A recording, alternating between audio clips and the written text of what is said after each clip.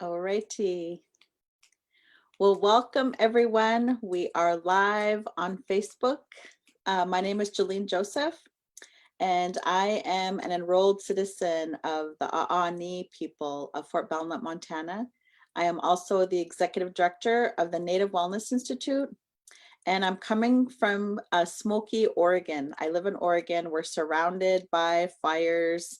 It's super smoky outside, and here we are. We're still moving forward because that's who we are. We're resilient people. So I'm super happy to be here today, and I will be the moderator for our self-love and self-care webinar today. We have two awesome guests. This month of September is a self-love and self-care awareness month. And so there's lots of activities that CNA will be involved with this month. We wanted to announce an awesome collaboration between the Center for Native American Youth and the Native Wellness Institute. We Are Native and Thrive of the Northwest Portland Area Indian Health Board. We are collaborating to bring to you a campaign that we're calling Native Youth Our Medicine. And we'll be having different activities throughout the rest of the month to help promote positive mental health, tools and resources to share with our young people. So we're super excited about that as well. So please share this live stream so that other people can tune in and join us here today.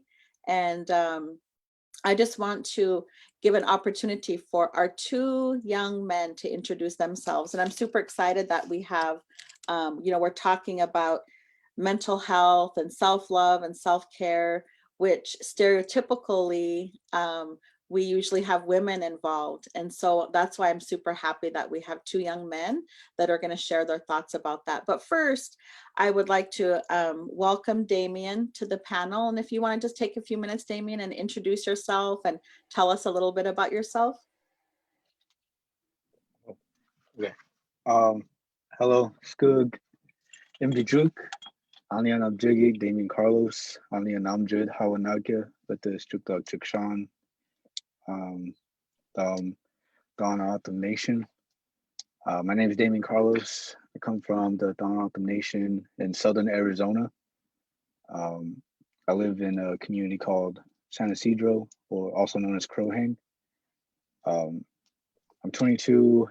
I've been part of my nation's youth council. I've been part of, in 2018, I was the Center for Native American Youth Champion for Change.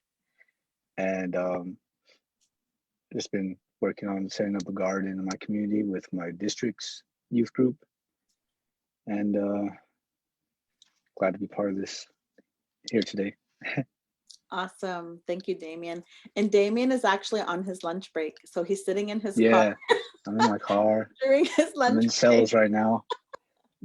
If anyone at home is watching this, I'm here at Bash. Just come through, say hi. Walk behind his car and wave. Well, thanks, Damien. We're happy to have you here today. And our next panel member is Hamilton. And Hamilton, would you please like to introduce yourself? Ichiwail, Iquanisium Nama, Tomoksoi, and Topok. Hello, everyone that is listening today or that is watching on Facebook Live. My name is Hamilton Seymour. I come from the Nooksack Indian Tribe and Semanis First Nation of Vancouver Island. I'm really, really happy to be here, and I'm really glad that you guys are taking the time to listen to a pretty awesome panel. I'm not saying that just because I'm on it, but because of these are problems that don't have solutions yet, or solutions that haven't been founded yet. And I think if we could help at least one person, it'll make this hour or so worth it. So thank you, guys. Awesome. Thank you. Thank you for being here, to both of you. So the work that I work for an organization called the Native Wellness Institute. And the reason we exist is because of the lasting impacts of historical and intergenerational trauma. And more importantly, we exist as an organization because we know that healing is the answer to trauma. And we know that one of the lasting impacts of trauma is our people attempting or completing, like taking their own lives.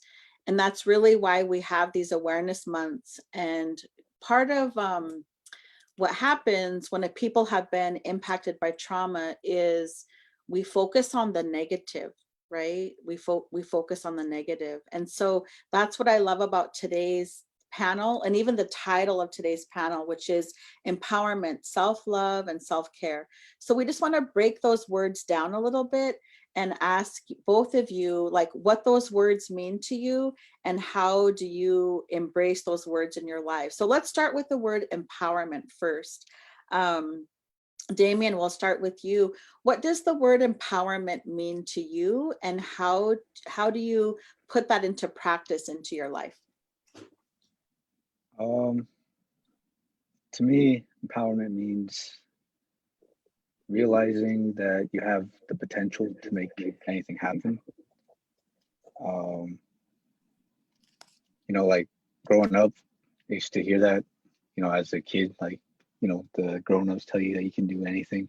And back then I just thought it was some cheesy thing to say, but over time, like, I've learned that is true. We all have the ability to make something happen if we choose to use that power. But, with the things we grow up with, the things we go through, it's hard to believe that like anything is possible.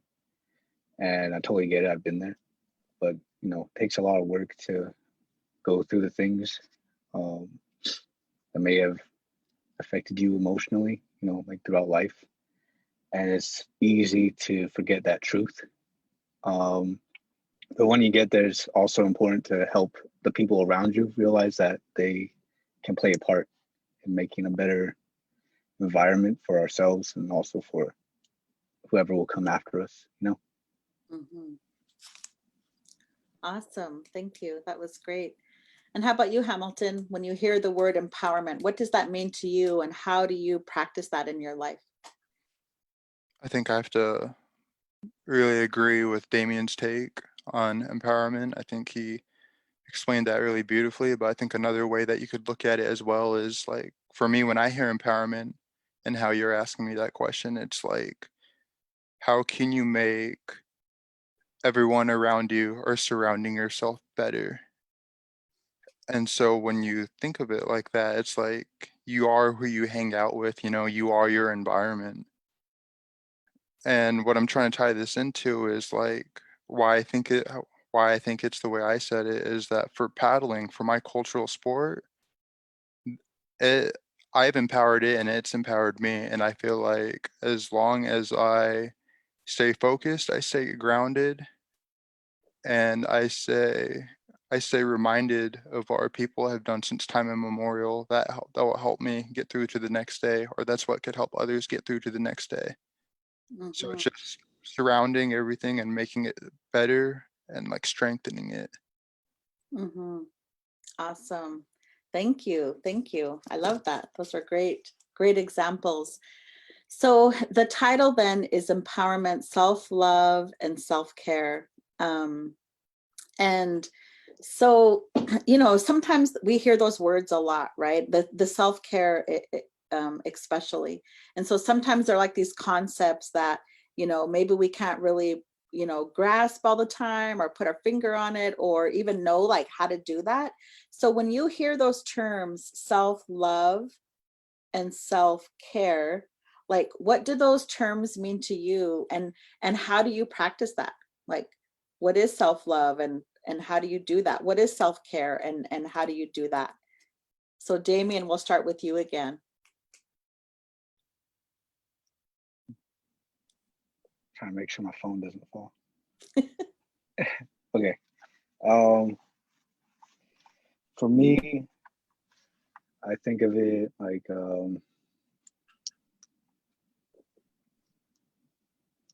I think it's important to always know what's going on with yourself. Because for me, like growing up, um, I went through a lot of things with my family that just left me feeling like, I was 13 and, I just didn't feel like being here anymore, really. But I'm the oldest out of four. And so I just felt like I had to help take care of my little brother, my little sisters. So, they helped me like motivate me to keep going. And as I've gotten older, I've seen that I've been able to go through think about those things, those events that we went through together, and how it's affected me emotionally. So for a while, like I was 13, 14, 15, I was just angry. I was just mad at, the world, I guess. And over time, like it's taken a while to learn that the things that my family went through are a result of a very long history that affects all of our people. And there's I have so many friends here at home that have stories similar to mine, and the people from all our tribes can relate. Um, so for me, like realizing those things, it helped me, just accept everything from my past. I think that's important. I think that's what a lot of people run into is, you know, we have to remember that we are not everything that we went through. And that takes a lot of time, and it's scary to unpack all those traumas. You know, Mhm. it's painful, hurts, and because you have to like relive those moments pretty much and learn that those moments don't define who you are, I guess. Mhm. And one thing that helped me growing up was learning about my autumn culture in Doug. So learning, I think there's a lot of I love learning about other cultures from other tribes too, because there's so much information packed into like such the smallest details in our activities. Like down here in the summer, we harvest the saguaro fruit from the saguaro cactus, or the really tall cactus, the arms. Yeah, they grow fruit in the summer, and you harvest it and you cook it, and you can make a syrup out of it, which we use for ceremonies and even just the cooking process of it. There's so many things like when it boils, you'll see like foam start to come up and it's white, and that's supposed to represent the rain clouds that come through here in the summer. And even like there's a lot of stickers in it, so when that foam rises up, you'll see the stickers and the rocks, they'll float to the top. That represents the washes that come after the rain. And also like within our stories, I think the stories were really impactful to me because everyone can interpret it for their own way. They can find their own truth within them, and that's what helped me heal through so many things. My favorite was about where the first Hashang came from, the first saguaro cactus. I mean, I can't tell the whole thing on here, but basically, it was the first cactus was a little child who was left basically neglected from their mother. So he went to the ground, but years later, he grew back up and appeared, and that was the first cactus, first saguaro cactus. But he didn't have thorns. But the children didn't know what it was, so they started throwing like sticks and rocks at it because they just didn't know what it was. Overnight, the next day came and they see that that plant isn't there anymore. It moved, and they say that wherever that cactus moved when it came back up, it now had thorns to protect itself. And when I first heard that, it really stuck with me because I feel like that's what happens to a lot of us. We go through things in life, so we get our thorns and we try to push people away. And ever since then, I've been trying to, well, I think I've calmed down. I'm not so mad anymore. And since then, I just tried to learn as much as I can about cultures because what I really want to do is bring those things back to make them like as normal as it used to be. Um, I want to see a bunch of kids speaking the language eventually. I want to just walk down the street and hear some kids talking about whatever in our native language. And for me, culture just helps me go through the thoughts in my head. And lately, I've been trying to work on the gardens, and so being out there working in the dirt, in the mud, in the water helps. It's like stress relief, I guess. So for me, I just always look to my culture to help me clear my head, Mm-hmm. Mm-hmm. and it's just something comforting knowing that like you're taking part in something that's been going on for hundreds, thousands of years. Mm-hmm. That's powerful, and I just try to provide the opportunity for others to experience that. Mm-hmm. So Awesome. hopefully it'll help others the way it helped me. That's that's what I try. Nice. So Damien, when you look in the mirror, like when you look in your rear view mirror right now, um, do you find comfort and strength by saying, I love you, Damien? Try it. Try it. Right? You want to see me do it right now? Yeah. Oof. Okay. Okay. I love you. You. How did that feel? Felt kind of good. All I actually right. don't do that, but maybe I should every There you morning. go. Yeah. Because this we're talking about empowerment, self-love, and self-care.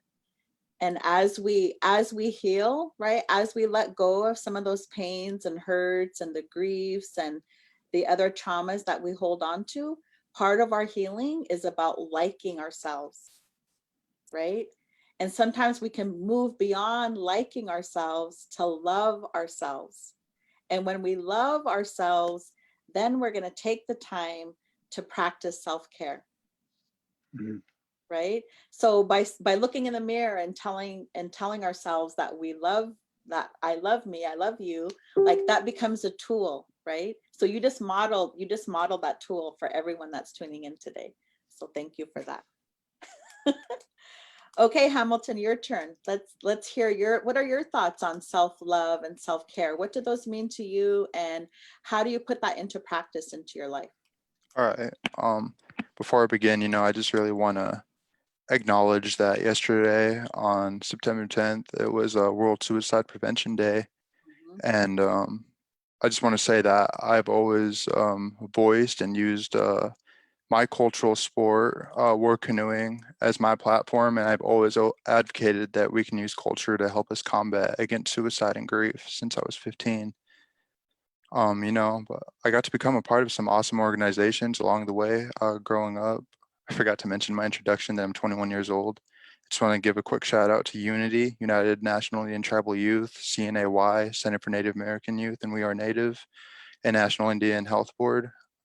Um, I just want to give a shout out to them because it's organizations like this that are promoting that change and promoting that we could also grow as people. The more I told my story, the more real it got. And my story is that I'm deeply impacted and affected by suicide. I never once thought of doing it myself, but I lost my father to suicide when I was 12, going on 13. And my world was upside down. And I really believe and think I wouldn't have been able to process and move on if it wasn't for my culture.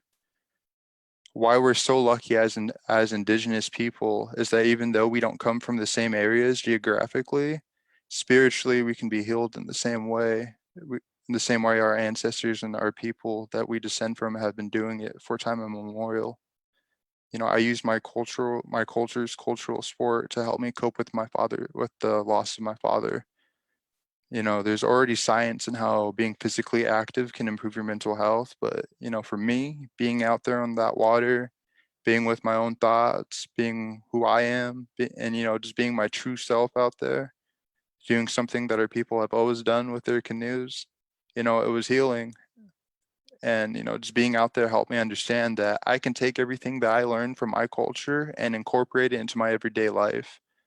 And I credit that for a lot of my personal success, for what I believe to be is personal success. But I'm aware that not in everyone's culture, they're going to paddle, or that they're going to have canoes. But it's really think about what medicine you get from your culture and use that as part of your healing. Mhm, mhm. Awesome. Thank you. Thank you for, sharing about your story. And, and I'm sure that, yeah, I just want to send you love. Thank you for sharing about your father, and thank you for sharing the strength that you take from your culture to help you move forward. That's awesome. These are like tools that help you, but that can help other people that are tuning in here today as well, right? So thank Yeah, you. exactly. Yeah, that was awesome. So, like I asked Damien, so pretend you have a mirror in front of you, Hamilton, and look into that mirror and tell yourself that you love you. All right, Hamilton John, I love you. Awesome. I How love does you too, that feel? Hamilton. Yeah, I love you too, Damien. And I just want to say this has been a real treat to actually do this panel with Damien Carlos. We didn't mention it in our introductions, but I actually got to serve on the National Indian Health Board Tribal Youth Advisory Board with Damien in 2017, 2018, I believe. But I've met Damien. I've heard his story before, so he's a really influential and inspiring person. So I'm really glad that we have more opportunities like this, so people get to hear that story, or hear how he found like the solution to his problems and just what tools he utilized. Mhm. And I'm really happy to be here once again. Awesome. Thank you. Yeah, for those of you that before we started this webinar, when we were visiting beforehand, they were really excited to see each other when they came on the screen. So they haven't seen each other for a while. So that's awesome. And that's really like a benefit of getting involved, right? When we get involved in different movements or organizations, like there's so many benefits of that. You get to meet lifelong friends. And that's one of the beautiful things about Indian country, is that our friendships don't end, and we may not see someone for years and years, but when we do see them, we just pick up where we left off, right? Like we become family in that way. So awesome. Thank you both. So I talked about trauma and how it has a grasp on so many of our people, right? And understandably so. And we also know that healing is the answer to trauma. And sometimes we just talk about the trauma and we just focus on the trauma so much, and we don't focus on that healing part. And that's what today is about as well. It's helping to even change that narrative from not just focusing on the negativity. And we know that that's there. Many people live it every day, and they see it every day, and they feel it every day, they breathe it in every day, right? And that narrative oftentimes gets repeated and repeated and repeated. For example, we have the highest rates of this, or we're the worst at this and the lowest at this, and that just gets repeated over and over. And even that word, like I don't use that word anymore, that the S word, right? And I'll say other things, like someone that took their own life as an example, because I think we use that word so much, it's almost like we're putting this energy or this spirit into it, right? Almost like we're feeding it, or almost like we're advertising it like an option. And so imagine if we turn that around and we talked about healing in the same way. So we started changing that narrative to the more positive. And when we talk about historical and intergenerational trauma, one of the things that we also talk about is historical and intergenerational wisdom, or that historical and intergenerational healing. So we're trying to change the narrative, and we're also trying to change like the language that we use. And language, I'm meaning like making healing a common word, right? Making healing a common word. And even I love the title today about self-love and self-care, because even those words aren't words that we use very often, right? And when I think about healing, you know, the reason we have to heal is because of the lasting impacts of colonization, right? That has contributed to the many, you know, high rates of this and that we see in our communities, whether it's people taking their own lives, whether it's the poverty, whether it's the addiction, whether it's the violence. You know, the flip side of that really is about self-love and self-care. So even using those words is important. Damien talked about, you know, normalizing things. Well, that part of today is about normalizing talking about self-love and self-care. And when I think about those words, I think about self-love is an act of self-preservation. Self-love is an act of self-preservation. Self-love is an act of decolonization. Self-love is an act of self-care. So those are kind of some of the things that I think about. And, you know, when I think about self-love, when we love ourselves, we are going to take care of ourselves. So when we love ourselves, we are going to take that healthy risk to get involved with the Center for Native American Youth. When we love ourselves, we are going to take that healthy risk to go out in our community and help to plant a garden, right? When we love ourselves, we are going to take those steps to get involved in the canoe culture, right? So that's what I love about today's panel, the self-love, self-care. And then self-care is about, I mean, break those words down. Self-care. It's doing things that are taking care of ourselves, right? And you both gave, and I know we lost Damien, hopefully he can jump back on, but you both were giving examples of things that you do for your own self-care as well. Some of the things that I like to do, I like to try new things for my healing.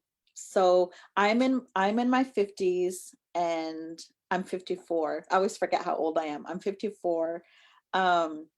And I continue to mature. Like when I turned 50, I I entered this new level of maturity in my life, and I looked for it, and I watched for it, and then I witnessed myself in my thinking and in my behaviors. I was maturing, and as I mature, so do my ways for healing. So I know that healing means to become whole, and we know that in our tribal cultures that means to become whole physically, mentally, emotionally, and spiritually. So I continually try to try new things for my healing. And so, for example, a couple of years ago, I tried this float therapy for the first time. And so what that is you're in like this big bathtub kind of, or a big like 8 foot by 8 foot pool, and it's filled with body temperature water and 500 pounds of Epsom salt, and you just lay in there and you float. There's no music, there's no sound, there's no lights. So it's like sensory deprivation. And you do that for like an hour or an hour and a half. And so the Epsom salts are like pulling out the toxins in your body, but you're also just like shut off from everything. So that's just an awesome experience. So I like to try new things for my self-care. And so that was one of them. So as I travel, or pre-pandemic when I used to travel, and different places I go, I like to experience new things. So those are some examples of what I do for my self-care.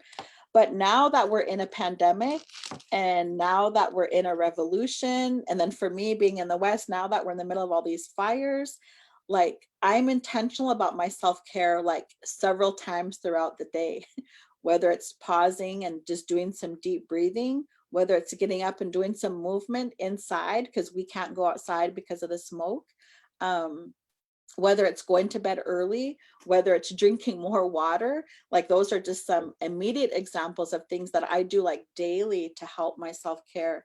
And one of the things I find myself doing too is just like just these deep breaths, right? These deep breaths. So those are just some examples.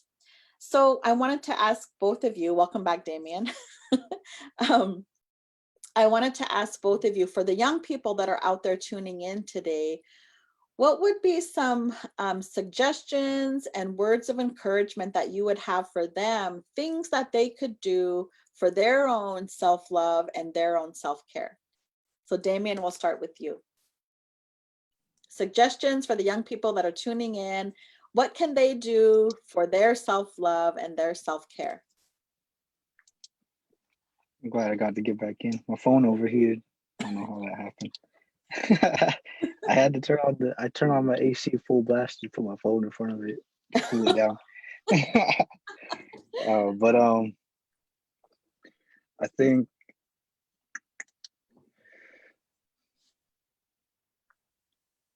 it's important to know that when you're trying to heal from things you've been through, like it's not always just up and up and up. There's times where you fall back down. Mhm. And that's just part of life, I guess. It's normal. It's gonna be like that. And that's the biggest thing. That's kind of like, that's just going off the top of my mind right now because I think I've been going through something like that. Just this last year around May, we lost a youth to suicide.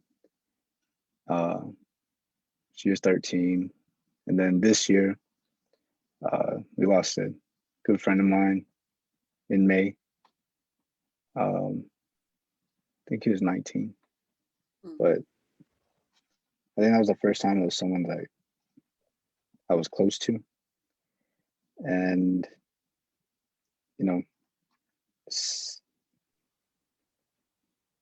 so for the past year, I kind of just focused on being in the dirt, kind of stepped away from doing like things like this, like webinars or doing,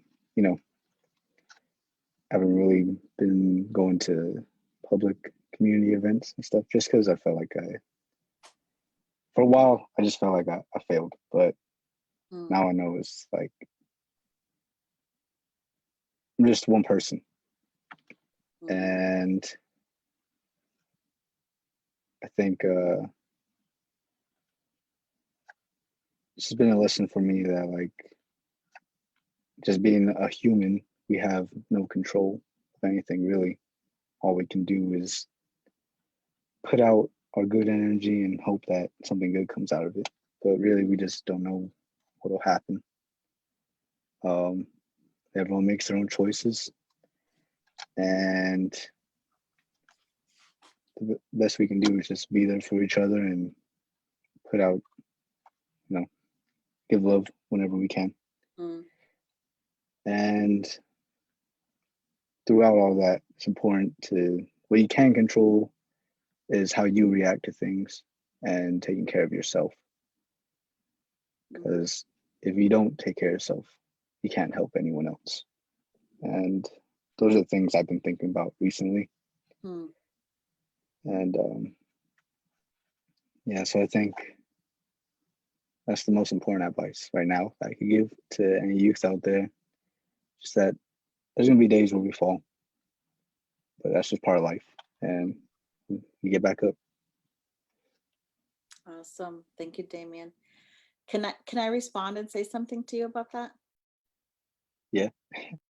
So you talked about you experienced loss, right? From some people that were close to you, some people that took their own lives in your community, and you kind of quit going to social gatherings and you got into the dirt, like literally you got into the dirt by planting and harvesting, and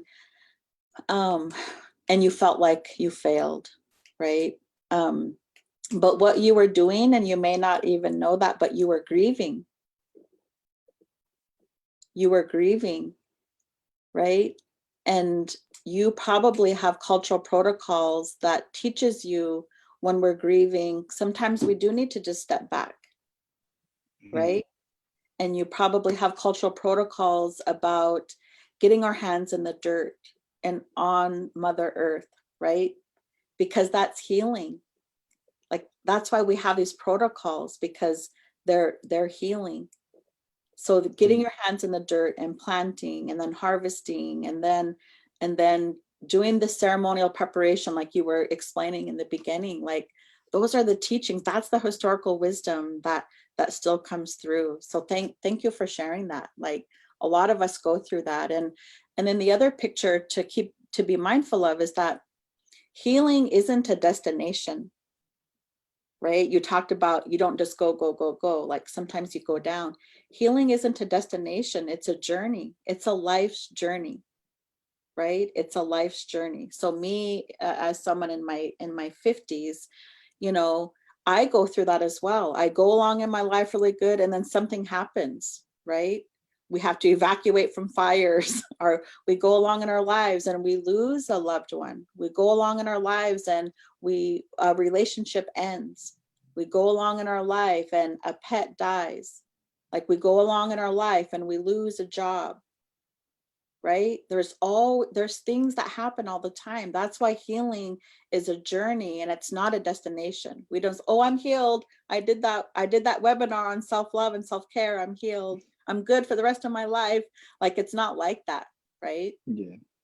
Like, it's just a journey. We just keep going. And that's why healing is like, we want healing to be the norm, because healing is an act of self-care. Yeah. So thank you for sharing that. That was great. So how about you, Hamilton? The young people that are tuning in out there, what are suggestions that you have for self-love and self-care? You know, I think regarding suggestions or even advice is just that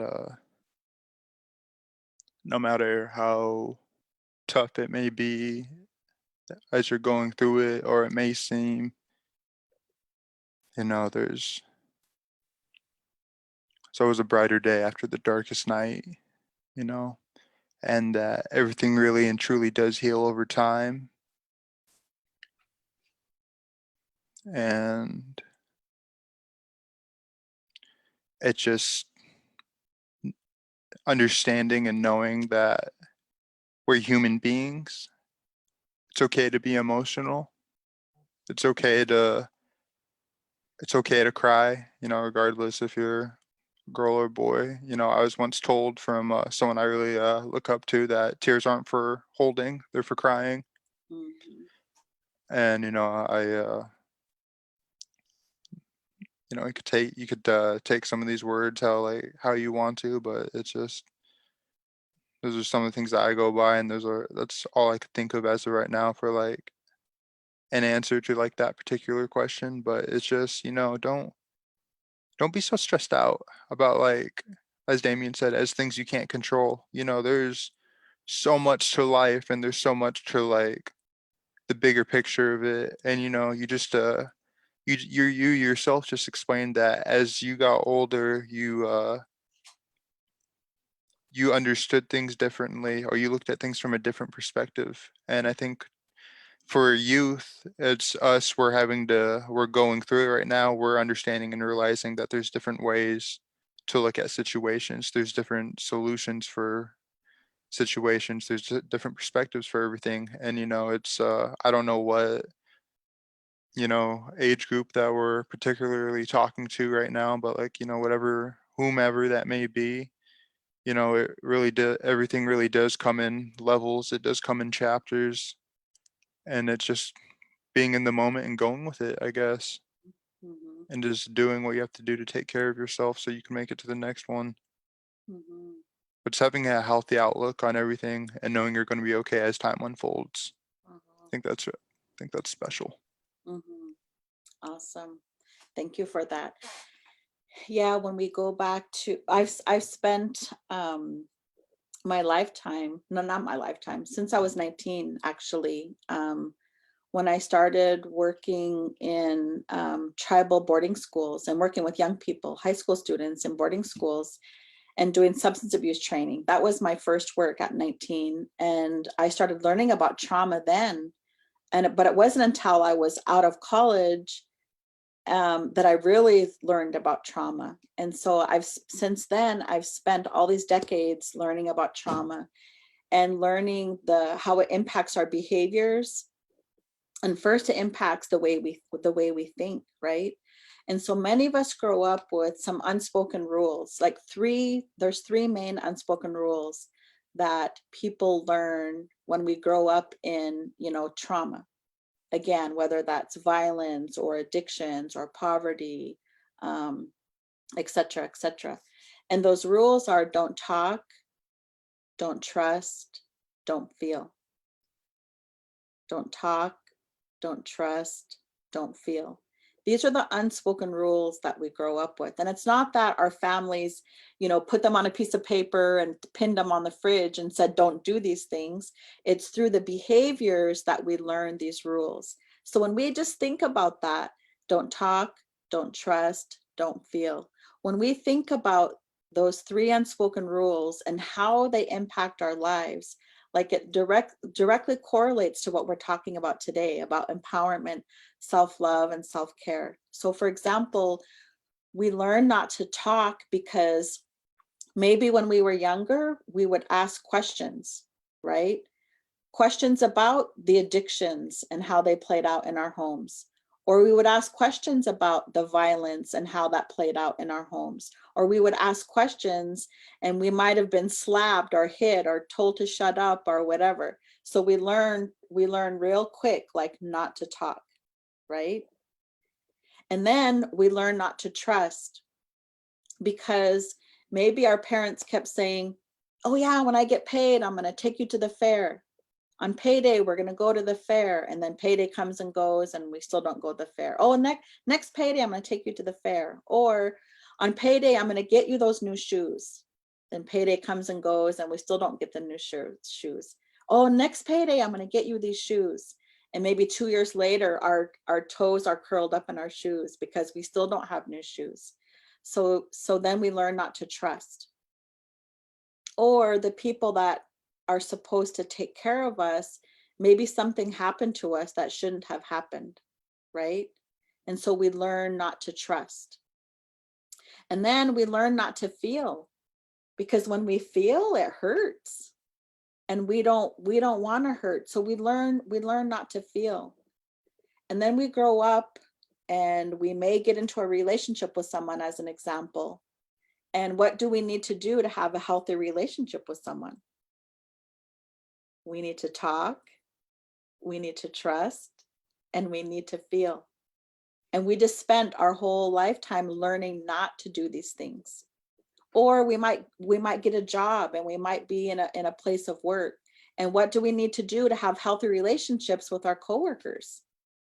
Like, we need to talk, we need to trust, and we need to feel.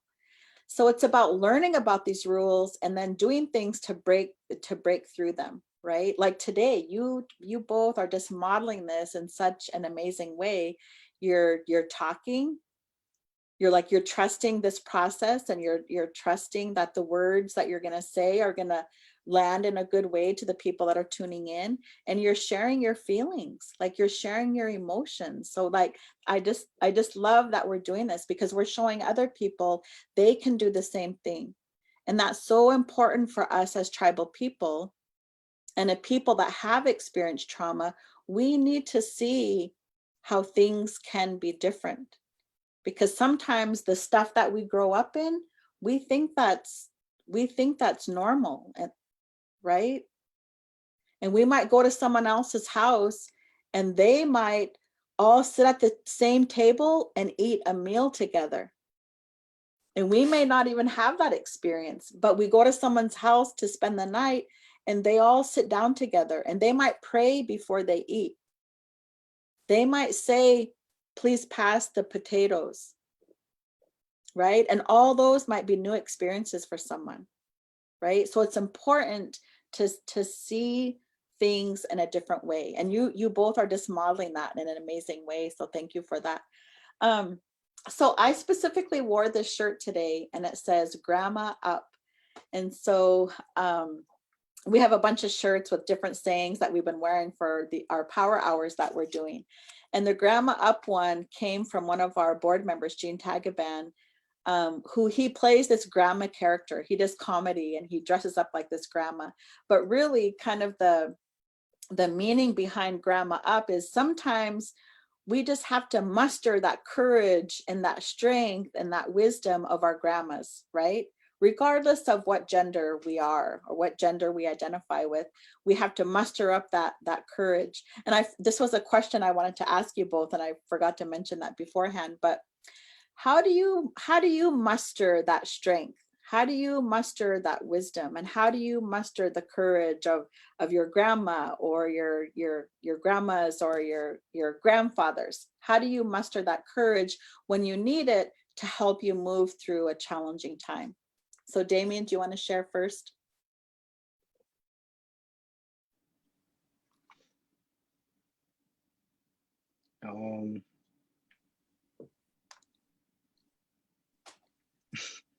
Well, for me, usually the hardest part of the day is is just waking up to go get up and do stuff. So I always just imagine, like, I don't know, when you wake up and you're still like a little sleepy, you feel it in your eyes, you just want to go back to sleep. I just think about all the times that my grandma used to wake me up to start getting ready for school and whatever. So usually that's the hardest part. Like, when you like procrastinate on a assignment for so long, but then you start doing it, it turns out to be easy. It's always that right before you start it. Like, that's always the hardest part of anything for me. I guess I just always think about how, our grandparents just always had to get up real early all the time. They just put in the work and never complained. I guess I just want to be like that. Mhm. So, something to light a fire under you. Awesome. That's good. That's good. Thank you. So just thinking about, right? Thinking about the way they live their lives, the way they were an example for you helps you to muster that courage or that wisdom or that inner strength to go forward. Thanks.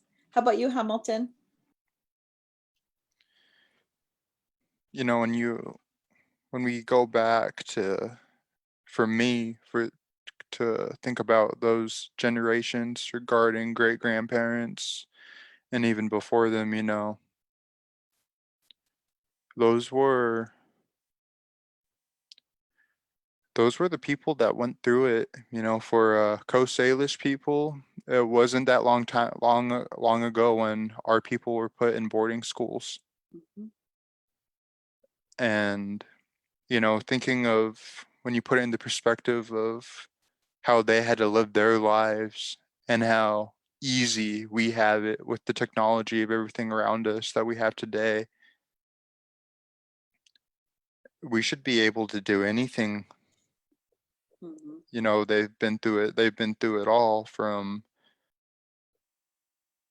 just so many different traumatic things happened, in those times of that generation, I feel like. And I really feel like just thinking about them, it should inspire us to know that we can do anything. I think that's all I have to say. I really like that question. Thank you. Awesome. Awesome. Good. Thank you for sharing.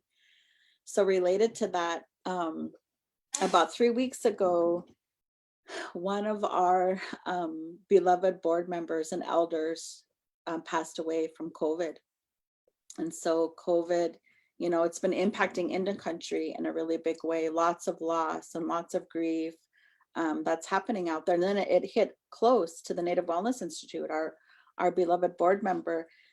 And he taught us all kinds of stuff and beautiful, beautiful teachings that we now will continue on, right? We will continue his teachings on. And one of the things is like always knowing that everything is going to be okay. And so yesterday, one of the things he used to teach us is when people pass away, regardless of how they pass away, they become an ancestor.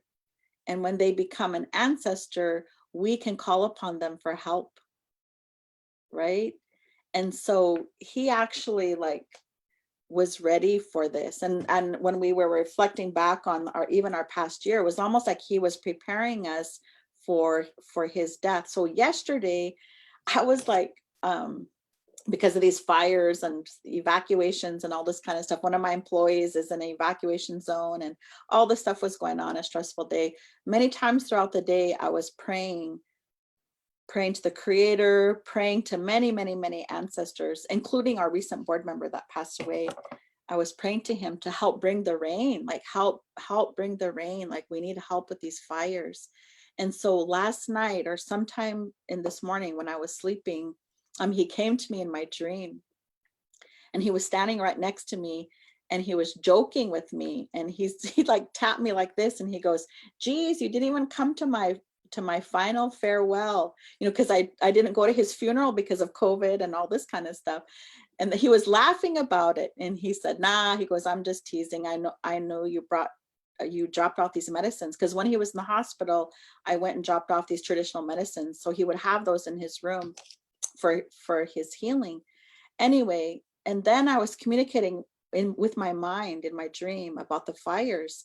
And he told me, everything's going to be okay. You're going to be okay.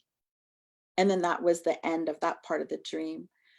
But those words, everything is going to be okay. You're going to be okay, is almost like a mantra that I try to live my life by. Even when I feel like everything isn't okay, I hear that mantra in my head. Everything is going to be okay.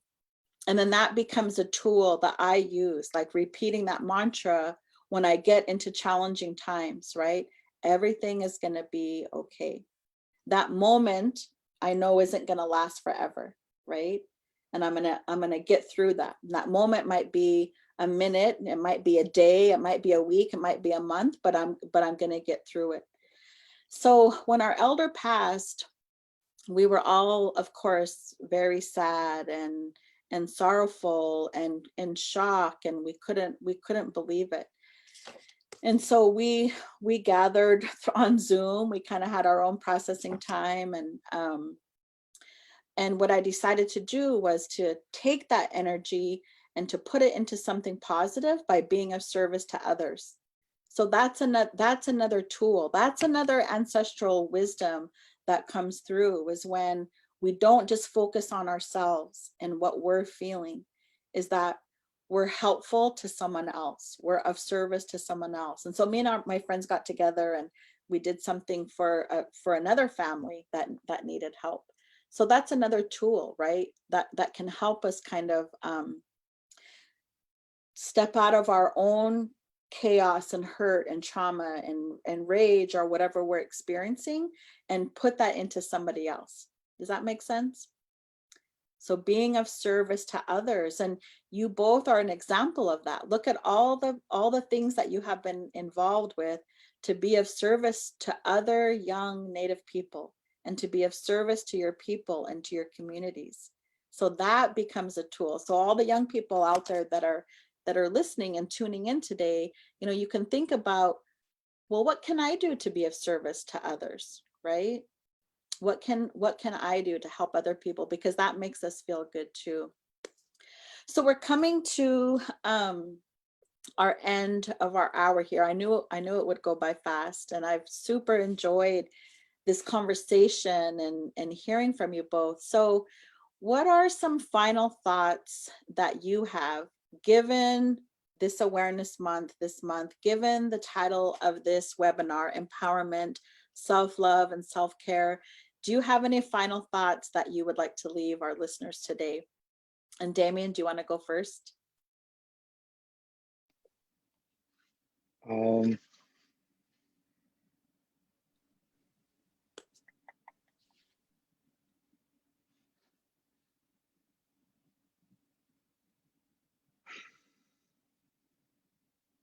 Just that whatever idea that you may have right now, it can sound like really huge and maybe even like impossible, but it's just take steps and doesn't, the changes we want to make don't happen overnight. And just try your best not to lose motivation. Like the garden we have in my community it's 2020 now. Probably started trying to get something started in 2017. So it's like 3 years, and it just started with an idea, just the smallest thing. And you just add on to it day by day. And as long as you're making progress, going the right direction. And I think that's something that would have been very helpful for me to hear when I first started all these things. So for any Native youth out there that have an idea, just go for it. Awesome. Thank you. Thank you, Damien. Okay, Hamilton, how about you? Final thoughts or words that you'd like to tell our viewers today? Yeah, just break everything down, as Damien said, step by step. Don't pay attention to the details, but make sure you're looking at the big picture, and just don't get overwhelmed by anything. Everything really will be okay. And just want to thank you guys for listening. Thank you for listening to my story, and thank you for having me. Heichka. Awesome. Thank you. Thank you. So we want to remind everyone that healing is the answer to trauma. Because of our common historical experience as tribal people, regardless of what indigenous nation we come from, like around the globe, colonization has impacted all of us. That's why we all have similar life experiences, right? In terms of the challenging things, and why we also have similar life experiences in terms of the good things too, like our culture as an example. And to always be mindful that, you're not alone. We're not alone in those challenges that we experience, right? Whether it relates to people taking their own lives, so many of our people have experienced that in our families, my family included, right? So many of us, and it's because of that common historical experience of colonization that we have. That's why. So we don't have to feel ashamed, or we don't have to feel that we're alone, because literally there's thousands and thousands and thousands of us that have the same experiences. And we have to be mindful that there's thousands and thousands of us, myself included, the two young, awesome men that are on this panel, that have come through the other side, right? We've embraced that historical wisdom, and we're walking in life, not in a perfect way, but in a good way. We're walking in life in a good way, and we're always moving forward. That is another tribal teaching, regardless of the tribes, regardless of where out on this earth, is about always moving forward. Even if it's this much, right? Always moving forward. And sometimes we might take one step back or a couple steps sideways, and that's okay, because we're going to learn in that, right? I don't believe in mistakes. I look at them as opportunities for learning, because that's what they do. And that's a traditional belief system and teaching as well. So we do want to thank everyone for tuning in today. Thank you, Damien. Thank you, Hamilton. You both were amazing. I am inspired. You inspired me today. And we want to remind people of the Native Youth Our Medicine campaign. Please check back to the Center for Native American Youth's website. Please check their Facebook page and other social media sites for the other activities and opportunities to get involved that are coming up. So thanks to the Center for Native American Youth for this opportunity as well. I was happy to be the moderator today, happy to get to know you both. And we just want to wish everyone a great day and weekend. Remember to vote, do the census, stay safe, wear your mask, stay home, wash your hands, all of that good stuff. All right, take care.